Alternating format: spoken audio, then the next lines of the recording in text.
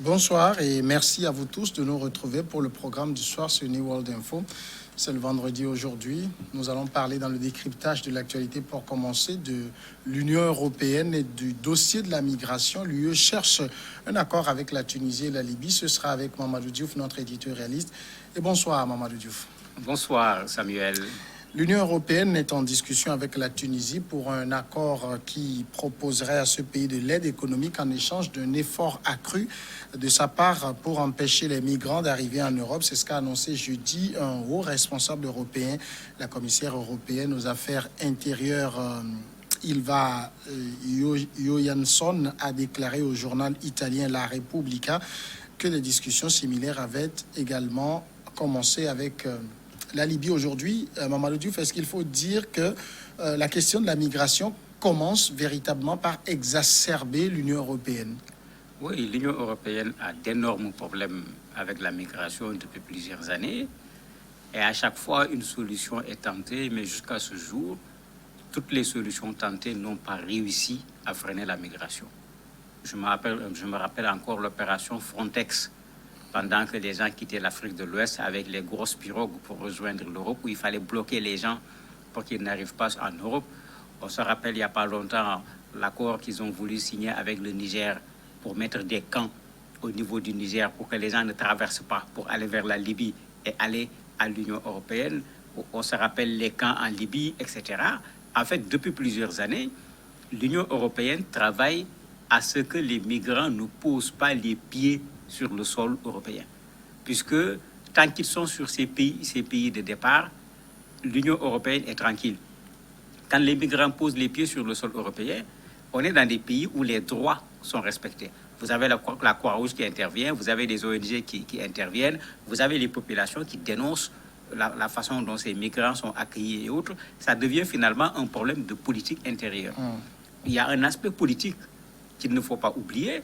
L'extrême droite qui de plus en plus se développe dans ces pays fait de la présence de ces migrants à la limite du grain à moudre pour dire aux gens, attendez, nous allons être envahis, les gens veulent même venir changer notre race, on veut implanter une autre race ici pour que notre race disparaisse, etc. Les gens vont très loin dans des théories qui n'ont rien à voir avec ce petit Sénégalais fatigué de vivre chez lui, qui risque sa vie pour aller au niveau de l'Union européenne juste parce qu'il pense qu'il peut pouvoir trouver un travail, vivre décemment et pouvoir soutenir sa famille. Ça n'a rien à voir avec un certain nombre de calculs extrémistes de la part de ces partis-là. Et qu'est-ce qui rend si complexe la résolution de cette situation? En fait, on veut régler un problème, on laisse la racine du problème, on s'occupe de l'aboutissement. Parce que l'Union européenne est en train aujourd'hui de s'occuper de la finalité, c'est-à-dire ces gens qui arrivent sur le pourtour de la Méditerranée, partie Afrique surtout. Puisque arriver à la Méditerranée, c'est un pas tout simplement pour aller en Europe. Des gens qui ont osé quitter l'Afrique de l'Ouest en pirogue pour remonter jusqu'en Espagne, ce n'est pas ces gens qui vont avoir peur de traverser la Méditerranée.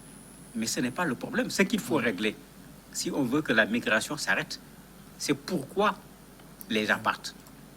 C'est en fait ça la cause. Si vous vous attaquez à la conséquence, ok, vous réglez le problème sur les 4000 migrants qui sont là. Au bout de 2 mois, la cause a produit le même effet.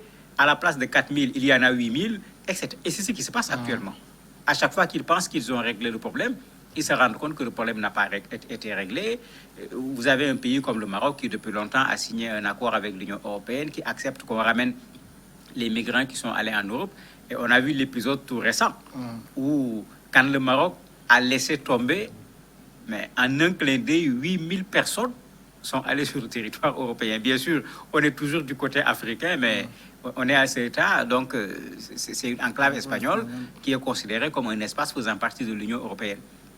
Mais cela veut dire que si la Tunisie fait la même chose, si la Libye fait la même chose, mais vous imaginez combien de personnes vont descendre sur le territoire européen, et c'est ça qu'ils veulent éviter à tout prix. Raison pour laquelle ils sont prêts à mettre de l'argent sous forme d'échange, aider ces pays sur le plan économique, mais en retour que ces pays acceptent de bloquer ces gens pour qu'il n'y ait pas de départ à partir de ces pays pour traverser la Méditerranée et aller en Europe. Alors, généralement, c'est souvent les pays qui sont les plus exposés, notamment la Libye et notamment l'Italie, qui a une île très proche de l'Afrique, notamment des côtes libyennes et tunisiennes. Ce sont ces pays même qui menaient les discussions, mais aujourd'hui, l'Union européenne prend le devant. Oui, mais c'est que l'Italie a fait pression pendant longtemps, l'Union européenne ne les a pas écoutés. Puisque l'Italie avait dit Lampedusa est proche de la Tunisie et de la Libye, donc la traversée se fait facilement. Il faut le dire. Il y a des risques, c'est vrai, mais c'est la partie où la traversée se fait le plus facilement. Et comme les gens le connaissent, tout le monde se concentrait sur ça. Il faut aller à Lampedusa. Pendant un temps, l'Italie disait aux gens, mais attendez, les gens ne viennent pas en Italie. Non, les gens veulent aller en Europe. Les gens descendent chez nous parce que géographiquement, nous sommes les plus proches. Et l'Italie a fait ce que le Maroc vient de faire avec l'Espagne à un certain moment. L'Italie a dit à l'Union européenne, puisque je parle fatigué, personne ne m'écoute, si les migrants arrivent maintenant, moi je les laisse aller là où ils veulent. Parce que l'Italie sait que la majeure partie des migrants, leur objectif, leur but final, ce n'est pas l'Italie. Les gens veulent passer par l'Italie pour aller en Allemagne, pour aller en France, pour aller en Angleterre, etc. Mais l'Union européenne a dû réagir à un certain moment. Après, l'Union européenne a baissé les bras à nouveau. On se rappelle ces épisodes très difficiles où les SOS Méditerranée, les navires qui étaient là, qui prennent les migrants, puisque Lampedusa est plus proche. Et on se rappelle le Premier ministre qui disait « personne ne va débarquer ici ». Même des navires où les gens étaient malades et tout, il a dit « personne ne va débarquer ». Et à chaque fois, l'Italie négociait pour que, s'il y a débarquement, qu'avant même le débarquement, s'il y a 200 personnes dedans, qu'on répartisse déjà les 200 personnes. Tel nombre va aller en France, tel nombre va aller dans tel pays, tel nombre va aller dans tel pays. Donc tous débarquent en Italie, mais c'est un petit nombre qui va rester en Italie. Et même ce partage, à un certain moment, certains pays européens ont refusé de prendre leur part, etc. Et c'est pourquoi ici, l'Union européenne est obligée de prendre le devant, parce que ce que le Maroc a fait avec l'Espagne et qui a produit des résultats extraordinaires, les gens savent que l'Italie peut faire la même chose. Et puisque personne ne veut de ces migrants, ils sont obligés de se mettre avec l'Italie pour que les migrants ne quittent pas le continent africain pour arriver sur le sol européen. Et quelles sont les propositions concrètes que l'Union européenne fait à la Tunisie, à la Libye pour éviter que ces côtes ne servent de lieu de départ? Mais c'est tout le temps les mêmes propositions. D'abord du matériel de surveillance, des navettes, tout ce qu'il faut pour que les gens ne traversent pas, puisque c'est le Frontex, c'était d'abord ça, tout un ensemble de matériel pour que on puisse attraper les navires à temps avant qu'ils n'atteignent les eaux territoriales européennes, où ils ne sont plus en mesure, du point de vue droit international, de ramener ces gens vers le point de départ. On l'a fait avec la Libye, on a donné aux gens du matériel pour que les Libyens empêchent les gens. On a vu parfois des arrestations en mer où les gardes-côtes libyens ont arrêté un navire quand ils ont dit aux populations, aux migrants qui étaient dans le navire qu'on va vous ramener en Libye. Vous avez vu des gens qui ont carrément sauté à l'eau pour dire bon, on y va ou bien on reste dans la Méditerranée, mais pas retourner en Libye. Donc il y a cet élément qui est déjà là. On met les moyens pour pouvoir empêcher les gens de traverser la Méditerranée. L'autre élément, c'est une aide économique. En disant, bon, les gens partent parce qu'il y a des difficultés sur le plan économique, parce que c'est vrai qu'il y a des ressortissants africains au sud du Sahara de façon générale qui partent, mais ils ne sont pas les seuls. Au Maroc, tout récemment, quand on a laissé un peu le contrôle qui se faisait, ce n'est pas des Sud-Africains qui sont partis, ce n'est pas des Africains de l'Ouest qui sont partis, c'est des Marocains qui sont partis, y compris des enfants de 14-15 ans. Ce qui veut dire que même ces pays, les gens sont déjà prêts à partir, sans compter maintenant ceux qui ont quitté d'autres pays, qui veulent aller en Europe et qui font de ces pays un peu la zone la plus proche à partir de laquelle il faut traverser pour aller au niveau du continent européen. Donc ces pays qui sont en première ligne, ils sont prêts à les aider sur le plan économique pour que leur propre population ne soit pas tentée de partir, parce que c'est leur propre population tentée de partir qui crée le système. Et les autres ne font que venir profiter de ce système parce qu'ils ne sont même pas de ce pays. À la limite, si vous demandez à un Africain de l'Ouest, c'est où, il n'est pas évident qu'il puisse le montrer déjà sur la carte de l'Afrique, encore moins savoir où il faut aller au Maroc pour le faire. Mais quand il y a un système, on vous dit que vous pouvez aller à tel endroit, c'est comme ça, et vous voyez les gens qui prennent le chemin. Quand c'est bloqué, l'information est donnée qu'ici c'est bloqué. Vous voyez la migration qui change de chemin. Pendant un temps, c'était le Maroc, Tunisie, Libye, Ça revient encore aujourd'hui sur la Tunisie à cause de la situation d'esclavage qu'on a mis une partie des Africains au niveau de la Libye, etc. Donc, c'est une aide pour que ces pays puissent s'occuper de leurs propres ressortissants pour qu'ils ne quittent pas le pays. Généralement, c'est un peu cet échange, comme ils l'ont fait avec la Turquie, sur le territoire européen, carrément, pour que la Turquie bloque un peu les réfugiés syriens. Mais si on le fait de cette manière, c'est-à-dire on aide ces pays pour qu'ils n'ouvrent pas leurs frontières au départ, finalement, est-ce que ces pays ne risquent pas, eux, en retour, de subir le contre-coup? Mais c'est exactement ça, c'est ce que le Niger a fait refuser. Puisque les gens s'étaient levés pour dire, mais attendez, des camps au Niger remplis d'étrangers, c'est des problèmes. L'Algérie est là en train de subir le contre-coup. Et l'Algérie fait une très mauvaise politique en la matière. Parce qu'eux, ils ne veulent pas donner aux migrants la possibilité de se regrouper en Algérie.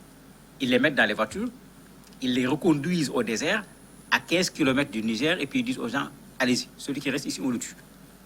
Et vous avez bien des gens qui restent dans le désert, parce que comme je le disais tout à l'heure, autant les gens ne savent pas où se trouve Ceuta, autant quand vous les laissez dans le désert, ils ne savent pas s'ils doivent aller vers le nord, ils ne savent pas s'ils doivent aller vers le sud. Vous avez parfois de ces témoignages terribles des rescapés qui ne savaient même pas que la ligne droite faisait 15 km, ils ont tourné, et finalement, beaucoup sont restés dans le désert, sans eau, sans nourriture, et tout le monde sait ce que ça entraîne comme conséquence.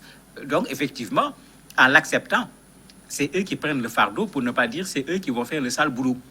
Et ce sale boulot, c'est ça que les Européens veulent éviter, parce que dans leur pays, vous avez des organisations de droits de l'homme. S'ils essaient de faire ce sale boulot, ces organisations vont attaquer l'État lui-même. Et ces attaques produisent un résultat. Ce n'est pas comme dans nos pays où, quand on attaque l'État, tu es presque sûr qu'on fera du bruit dans les médias, mais au finish, il n'y aura pas grand-chose. Chez eux, vous saisissez la Cour européenne des droits de l'homme, mais vous avez des résultats qui sortent, vous avez des condamnations qui sortent contre les États, et les États ne veulent pas se retrouver dans cette situation. Donc, c'est la patate chaude qu'on est en train de refiler à ces pays européens, et en contrepartie, on met de l'argent et un certain nombre de moyens à leur disposition. Et pourquoi est-ce que l'Union africaine ne reprend pas cette question à son compte? L'Union africaine en a parlé plusieurs fois, mais l'Union africaine est très mal placée quand il faut parler. Parce qu'en fait, c'est la cause. Le départ n'est pas une conséquence en Afrique. En Europe, l'arrivée est une conséquence. Mais en Afrique, le départ est une cause. C'est la mauvaise gestion de nos pays qui est la première raison du départ de ces populations pour aller vers la Méditerranée. Et il faut dire que c'est général, parce que si ce n'était pas général, la Méditerranée n'allait pas être le cimetière aujourd'hui le plus important du continent africain. Il n'y a aucun pays africain pratiquement qui n'a pas ses ressortissants qui sont restés dans la Méditerranée. C'est des milliers de personnes.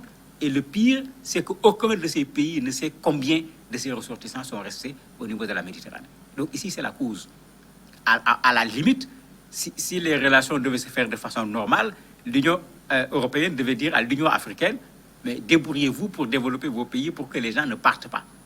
D'ailleurs, même dans les conditions, ils parlent de l'aide à la paix, parce que les zones de guerre sont des zones qui fournissent des migrants. Ils parlent d'aide également au accompagnement du processus démocratique pour que les gens ne partent pas pour des raisons politiques, etc. Mais ces causes-là, ce n'est pas l'Union européenne qui est nécessairement responsable de façon directe. C'est nos États africains qui sont les premiers responsables. Et c'est pourquoi quand l'Union africaine veut parler, ils peuvent prendre la parole, mais s'ils parlent, pour répondre, ça sera très simple. On leur dira tout simplement, ce sont vos ressortissants, débrouillez-vous pour qu'ils trouvent quoi faire chez vous. S'ils le trouvent, ils n'auront pas besoin de se déplacer pour aller vers l'Europe. Mahamadou Diouf, merci d'avoir répondu à nos questions. C'est moi qui vous remercie. Tout de suite, la pause, et juste après, ce sera le sport avec Henri Akodo.